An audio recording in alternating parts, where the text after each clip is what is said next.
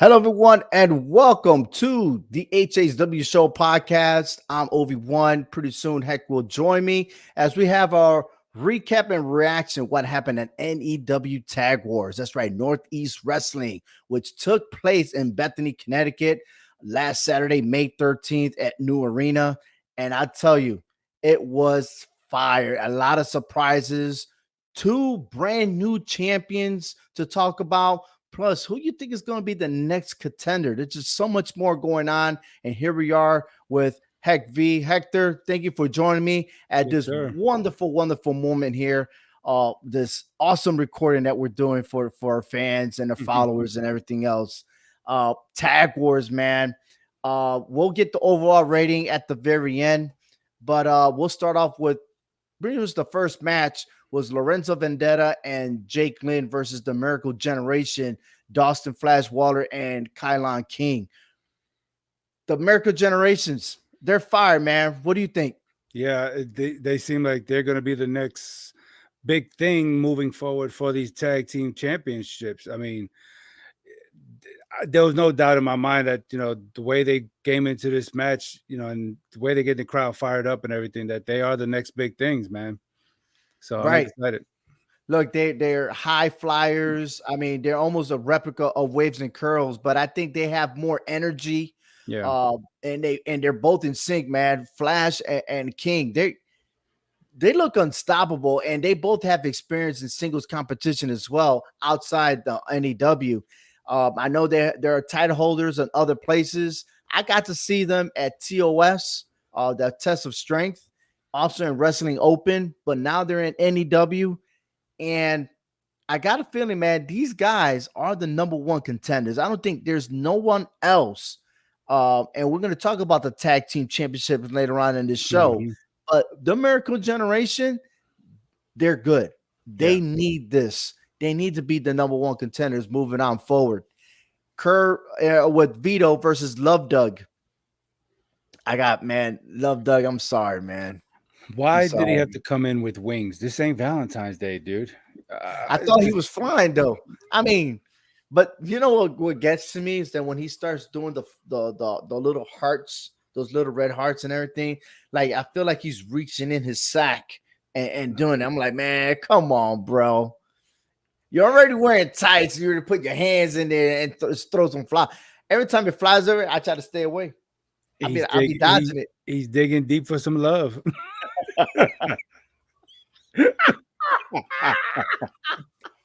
Well, either way, Wow. Kurt put him to sleep. So Did he?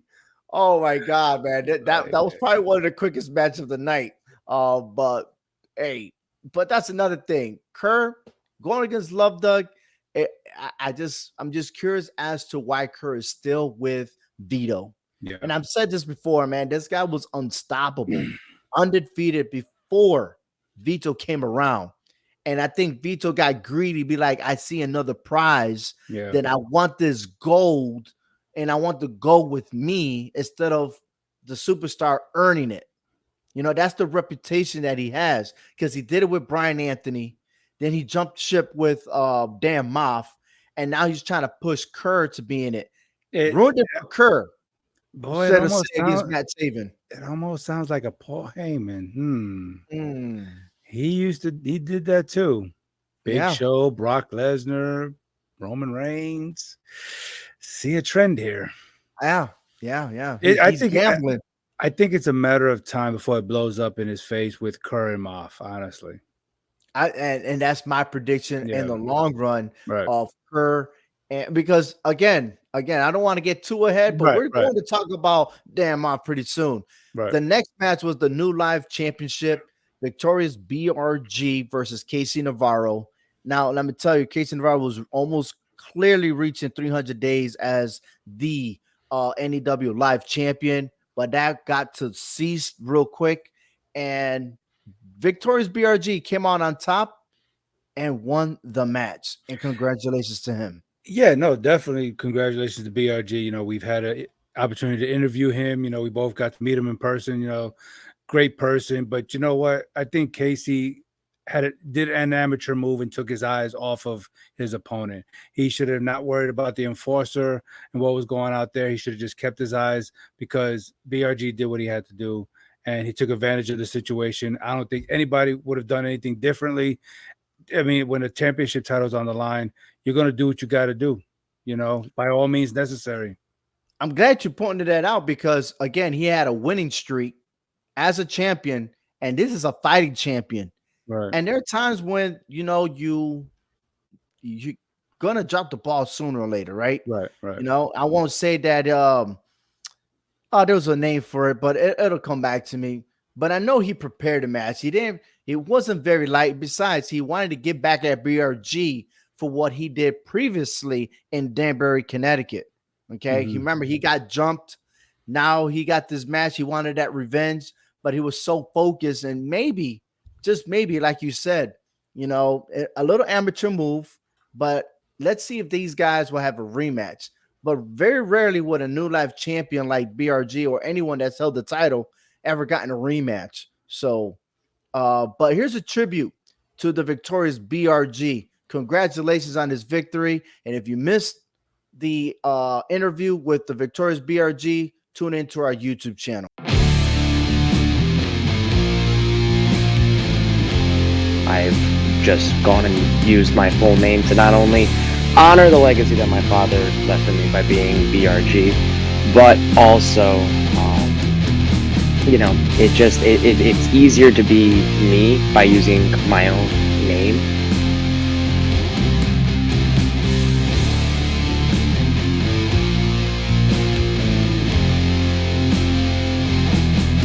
The master of sweet victory.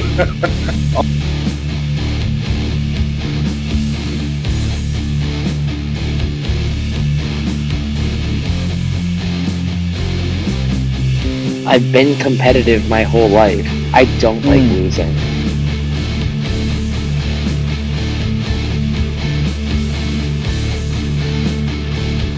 Like, I was told my first day of wrestling training, one of the trainers said, you should just quit now. Like, you have, no chance of wrestling.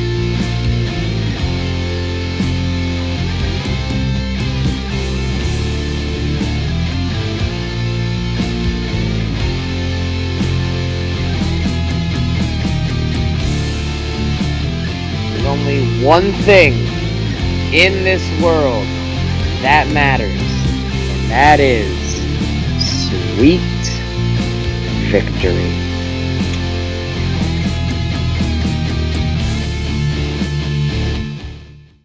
All right, elsewhere that happened in NEW was the tag team of RJ Rude and Wrecking Ball Legursky defeating TKO, Kosenko, and Ken Powers. Yeah, I mean, what looked like it was supposed to be a singles match. Wrecking Ball came in and they saved the day because, and didn't they have a weird name for their tag team? What's it called? Rude Balls, right? Rude Balls. Rude Balls. I'm like, what? Like, I can't. Nah, I'm sorry. I was thinking about the Miz from WWE with small balls, right? And these guys coming up with rude balls. I'm like, man, it could have been better than that. Yeah, it could have. Yeah, it could have been Wrecking Rude or something like that, but they decided to go better. Rude Balls, right? As long as they didn't go Wrecking Balls. Well, yeah. Rude not go Wrecking there. Ball. Yeah, I know. Yeah. However, the next match, the beautiful Brad Baylor with Danielle defeated Landon Hale. And I'm going to tell you right now, man, Landon Hale, I mean, that guy, he's talented. This guy, I could see, I could picture him going against the victorious BRG for a title match. But I know it's too early, too soon. This is his second match back from his injury. But once again, Brad Baylor's on a winning streak, man. Yeah, he gave Brad Baylor a whole lot there, and the one thing we did learn is that wasn't his sister, hopefully. So, but I think it was a good match overall, though. And well, whose sister would ever massage or caress a brother's chest and body, man? Unless you're from Alabama, right? Or Kentucky, I don't know. Oh no, stay away from down south. But anyways. All right, the other match was the Victorian Brick City Boys and Lucas Chase versus Jay Haru, waves and braids. And even in that match, it wasn't so much for that. It was more of the return of my boy from Waves and Curls, Trayvon Jordan. Man, I'm so happy that he is back, man. Yeah, I had played little devil advocate there, but it was great to see him coming back, and it was he the crowd. He just had that energy for the crowd, and the crowd had energy for him, and it was just great to We see was him back. ready. The crowd was Yeah, ready. they were When they ready. made an announcement he was coming back, I mean that new arena was packed, man. And Yes. he runs the show, man. He really does. Yeah. And then we also had the final match, Dan Moff with Vito versus Jordan Oliver. I mean, Moff was slapping the dog out of Oliver, man. I think he was just playing around with him. He could have ended this match Yeah. at any given time he wanted to, Yes. but he was just playing with him. Yes, It's indeed. like, gosh, Moff is just a beast. No, there's the beast, but there's the beauty on the next match with Nikki Duke and Megan Bain. They were victorious over Layla Luciano and Tiara James. I had the privilege to talk to Duke and Bain. They've been traveling all over the East Coast and stuff like that, and to be able to take a picture with them side by side, man, they're talented. Okay, I think Megan Bain is about my height. I mean, she wears those shoes like she's taller than me, but she's actually 5'8" herself. But I felt like I was looking up to her. I really wanted to ask her how the air was up there, but the Megasis, man, I didn't want her like to pin me down or anything. But Stop it! You're hurting my heart. I have to take a special trip to Connecticut just to see her. Oh man, I'm a little curious because there was an announcement about a women's tournament that went out the window, I guess. So let's see the next couple of months if something's gonna give with the women's division. Yeah. But the match was awesome, and that led into the main event. Brad Hollister and JT Dunn were the new tag team champions. They ended up losing to the heavyweight champion Matt Taven and Mr. Northeast Wrestling himself, Brian Anthony. I think this just picked up from Hat City Havoc. It just literally just picked up from there. And it just doesn't seem like the tag champions had anything. They had no answer whatsoever, even with Moff coming in there and interfering. Oh, so Moff comes out of nowhere to do something to Matt Taven. And I was like, all right. I mean, cool. Right? I was like, okay. JT Dunn and Hauser, they're going to keep these belts. Then it turned out to be anything. I think scratching my head, I was like, "Damn off! What are you doing?" Yeah, I think it was Brian Anthony that shined for that team. I think he was the reason why they won those tag titles. Taven wasn't even well. In defense, Matt Taven did get buried on the table, right? Got slammed hard, and then off the ring, they just kept him. They kept him down there, and they trying to eliminate that heavyweight champion, right? Yeah, and unfortunately, you said it, Brian Anthony held up. And I guess when you have that momentum, when you have that anger and that frustration and everything else, it carries you to another level. And we saw that from Brian Anthony. He just had enough. I feel like if they would have attacked Anthony, then that would have gave them the advantage. But they figured, let's go after the champ. That would have been our advantage. That was not the case. Just because he's got the belt doesn't mean he was the man you need to attack. I think Anthony was the main man they should have gotten rid of out of the equation. They would have held those tag titles, but who knows? Would there be any beef between them and Moff now? Because Moff interfered? Well, I don't know. I mean, that's a great question, but this is what I do know is that the coming up match, right, scheduled will be June 9th at Waterbury Pal. And it will be Mr. Northeast Wrestling, Brian Anthony, and the heavyweight champion, Matt Taven, the new tag team champions, versus Dan Moff and Kerr for the tag team titles. This is going to be a big heavyweight fight. But will it be, though? I would not. We see Dunn and Hollister. That's exactly what I was going to say. There to force a triple threat match. I think they were going to interfere to the where they're going to get Kerr and Moff's attention Mhm. and then those two teams will go at it. You see, And let's make no mistake. Hey, NEW has done this before. A fatal 4-way for those tag team titles. well, if you And put a put Miracle Miracle Generation City, up in yes, I there. was gonna say you put the Miracle Miracle Generation in there. City. Yeah, it's gonna be a Miracle City for Connecticut. If you put them in the fatal 4-way, Miracle Generation will win those tag titles because everybody else is gonna cancel themselves out. Miracle Generation don't have no beef with any one of them. So Well, they they do have history. I mean, they've battled with JT Dunn and Hollister before, and that's been a great match and well-respected match and everything else. But you're right. I believe that because they don't have any feud on anybody, they're just gonna cancel each other out. And Miracle Generation, they are the high flyers. because However, everybody else in that situation, they're all this mainly is a single. heavyweight, though. I This is know a heavyweight. that's okay. It's okay. High flyers can outdo a You have heavyweight. Chris sit on you and see what's gonna happen. Hey, you got to me, you got a lot of individuals in a tag match like this, to where everybody's going to be single. Miracle Generation, they're tag team. They know how to work. To me, they know how to work better as a team than all the other ones that we talked about. If there was Absolutely. to That be a is fatal, true. to be a That is fatal true. 4-way, so we'll see. It seems like it's building up. June 9th, correct?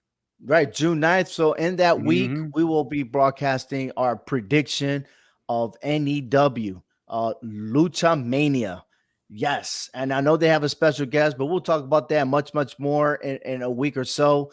June 9th, as of right now, one official match, Brian Anthony, Matt Sabian versus Moffin Kerr for the Northeast Wrestling Tag Team Championship. If you're my local area or here in the state of Connecticut or the surrounding area, go to northeastwrestling.com, get your tickets and everything because, hey, that's right. I'm going to be there. And, hey, them tickets are being sold, man. Yeah. Like already half the places already sold, and it comes and goes. And who knows who else could show up, especially in Waterbury. There's always a special guest that shows up there. Yeah, I would expect a sellout crowd, and sure, why not? Let's blow off the roof in Connecticut, right? Absolutely. So tune in to the HHW Show podcast with Heck V and myself, OV1. Thank you for watching. Gotta love some wrestling. Yeah.